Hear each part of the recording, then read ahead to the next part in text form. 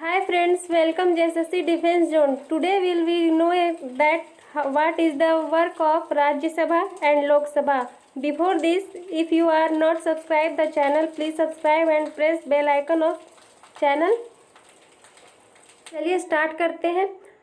First है, राज्यसभा के work को डिस्क्राइब करते हुए कॉमन बिल के बारे में बताया गया है कि कोई भी बिल फर्स्टली किसी भी सदन, अपर हाउस या लोअर हाउस किसी में भी रिप्रेजेंट किया गया हो, अपर हाउस राज्यसभा का अप्रूवल इम्पॉर्टेंट है, बट कंट्रडिक्शन होने पर प्रेसिडेंट जॉइंट सेशन बुलाता है, लेकिन लोकसभा के मेंबर अधिक होते हैं इसलिए उसकी वैल्यू बढ़ जाती है।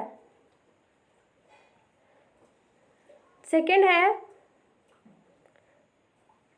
कॉन्स्टिट्यूशनल अमेंडमेंट के लिए कोई भी हाउस में बिल लाया गया हो 2/3 मेंबर का अप्रूवल ज़रूरी होता है।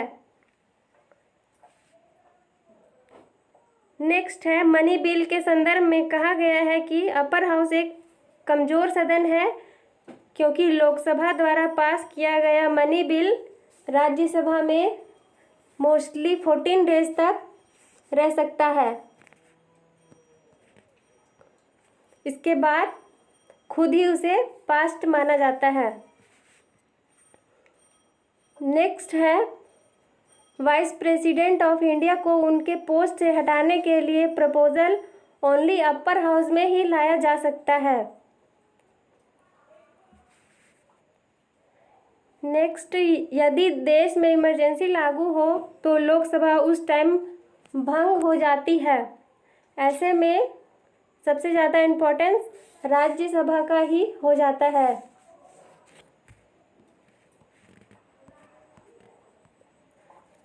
अब हम राज्यसभा के स्पेशल पावर के बारे में जानेंगे।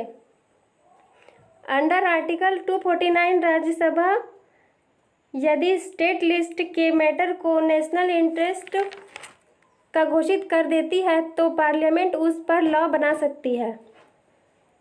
राज्यसभा में इसका 2 बार प्रयोग किया गया है, 1952 में और सेकेंड 1986 में। 1952 में ट्रांसपोर्ट और मैनेजमेंट के लिए और 1986 में इंटरनेशनल बॉर्डर की सिक्योरिटी के लिए। नेक्स्ट है, अकॉर्डिंग टू आर्टिकल 312 राज्यसभा अपने 2/3 बहुमत से एक या एक से अधिक अखिल भारतीय सेवा सिविल सर्विसेज पोस्ट का सृजन कर सकती है।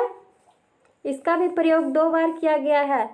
फर्स्ट 1961 में भारतीय इंजीनियरिंग सेवा, भारतीय वन सेवा, भारतीय चिकित्सा सेवा के पोस्ट के सृजन के लिए, एंड सेकेंड टाइम 1965 में भारतीय कृषि सेवा, भारतीय शिक्षा सेवा का पोस्ट सृजन करने के लिए। Now we know about लोक सभा स्पीकर। अंडर आर्टिकल 122 सदन चलाने की प्रक्रिया में उसका अधिकार न्यायालय से मुक्त होता है और सदन चलाने के लिए वह कब टाइम उसका होना चाहिए, कब उसको सस्पेंड किया जा सकता है, कब कब उसका अधिवेशन होगा, सेशन स्टार्ट होगा, यह सब डिसाइड लोकसभा अध्यक्ष के द्वारा किया जाता है। अगर वोटिंग इक्वल आता है तो निर्णायक मत लोकसभा अध्यक्ष के द्वारा ही दिया जाता है। नेक्स्ट है, जॉइंट सेशन की अध्यक्षता। राज्यसभा और लोकसभा का जॉइंट सेशन की अध्यक्षता लोकसभा स्पीकर के द्वारा ही किया जाता है। सदस्यों को अनुमति मांगने पर उन्हें हिंदी, अंग्रेजी या मातृभाषा में बोलने का राइट भी लोकसभा स्पीकर के द्वारा ही दिया जाता है। यदि कोई मनी बिल है या नहीं है, इसका निर्णय लोकसभा अध्यक्ष के द्वारा ही किया जाता है। नेक्स्ट है, दर्शकों के प्रवेश पर नियंत्रण पर रोक लोकसभा स्पीकर के द्वारा ही लगाया जा सकता है। इसके साथ ही लोकसभा में पास्ड कोई भी बिल पे अंतिम सिग्नेचर संसद का लोकसभा स्पीकर के द्वारा ही किया जाता है। दल विभाजन की स्थिति में विभाजित दल को मान्यता देता है। इसके साथ ही संसदीय समिति पर नियंत्रण रखने का कार्य लोकसभा स्पीकर के द्वारा ही किया जाता है।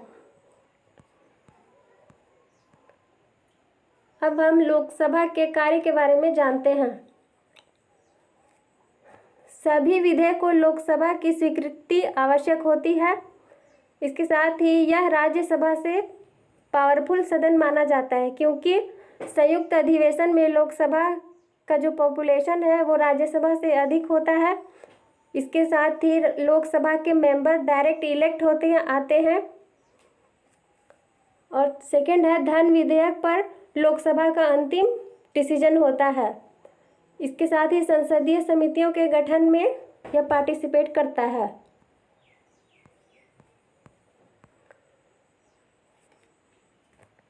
अब हम लोकसभा और राज्यसभा के कुछ इम्पॉर्टेंट फैक्ट्स के बारे में डिस्कस करेंगे जो बार बार एग्जाम में रिपीट होते हैं।